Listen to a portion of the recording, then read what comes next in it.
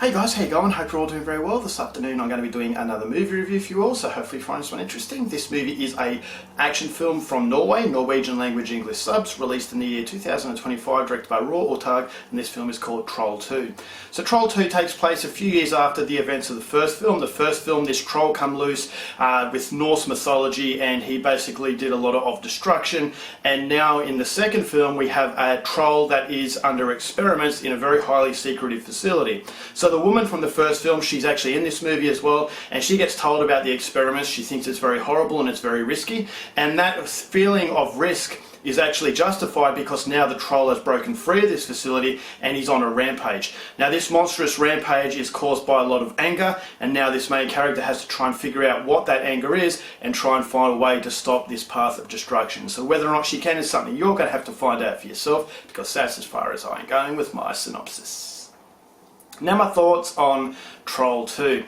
Initially I didn't really expect to like this film because I didn't really like the first movie. Now the problem with the first movie, it had great special effects. I really liked the idea of the troll. It looked really good, and I love Norwegian mythology surrounding trolls, or Scandinavian mythology in general surrounding trolls. It's really interesting, it's really fun. And that first movie had glimpses of fun, but I thought as though it got weighed down by the human drama. When you watch a monster film, you don't want to see humans, you want to see monsters creating as much carnage as possible, but that movie got bogged down in its human drama. So I was always impatient for the monster action to happen. So I felt very frustrated in that movie. It was nowhere near as good as I thought it could have been. A lot of people liked that film, each to their own, but for me, I just didn't subscribe to the fact that this was a good film. I actually thought it was quite poor because it didn't have any self-awareness. So coming into Troll 2, I was expecting much of the same thing. ViewWorldCinema is a good director, don't get me wrong. He's made some movies that I really like. Coldplay, the Coldplay slasher franchise, Escape was another really good film. And so he definitely has what it takes as far as creating thrilling movies are concerned, but I just felt as though he really dropped the ball with Troll. So Troll 2,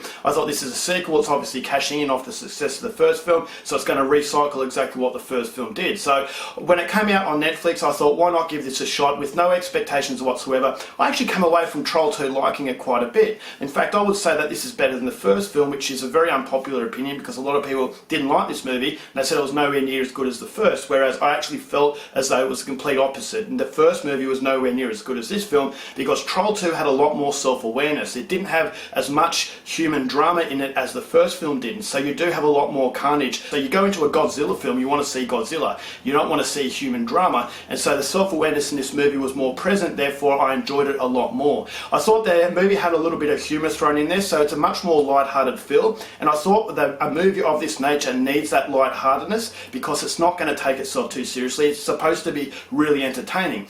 And Norse mythology, and this the lore behind trolls, I thought was absolutely fantastic. It was so entertaining just to actually read about, and I thought the Norse sort of lore in this movie was translated very, very well. So I enjoyed this movie quite a bit. There are moments with the melodrama that kind of weigh it down a touch, but nowhere near as much as the first film. So the acting, the main character, she's very likeable. I've seen her in quite a few films. She does a very good job. But these actors are having a lot of fun playing their characters because, as I said, they're playing a backseat to the monster. The monster is the sole focus of this film, and the troll, it looked fantastic. The special effects, it's clear that a lot of money has been put into this. And when the troll is creating all of this chaos, I thought it was a really good just to marvel at all of the chaotic nature. So you have a few twists in this film that make it even better. I thought as though there was a lot more against this troll than the first film. There was more humans versus troll, but in this movie it's a little bit different. I'm not going to give anything away, but I enjoyed that aspect of it as well, and it's not too long. It's over before you know it. So the film has a lot more self-awareness, therefore I enjoyed it a lot more. If I have issues with this movie, again, some of the drama behind these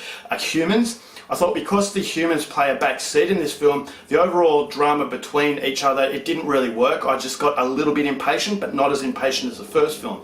So it does cut it down quite considerably, but for the drama to actually work as much as the movie wants it to, it needs a little bit more concentration to the characters, which unfortunately is what the first film did. But as I said, the human drama weighed it down, therefore the creature feature sort of monster film that this movie is I thought, alright, I can excuse the fact that the drama didn't work as well because it was more focused on all the right aspects. And so the melodrama is a little bit, iffy here and there, it's a little bit cheesy, but throwing that aside, it's a monster movie that you can really enjoy. It's nothing disturbing, so you just have a lot of fun watching it. If you like Godzilla, chances are you're going to enjoy Troll 2. As I said, a lot of people like Troll, and each to their own. If you want to share your thoughts on why you thought Troll was better than Troll 2, please feel free. But I seem to be in the minority of people who actually think the second movie was better than the first, which is a step in the right direction, because I think there is a possibility that this movie could be a franchise. And after watching Troll 2, there is a little bit of hope that this franchise could be quite decent. And so special effects were awesome, the monster effects were great,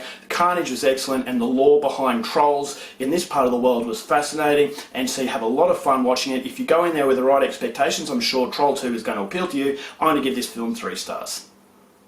Alright guys, that's it for my review. Hope you enjoyed it. Till next time, keep watching movies, and I'll see you later.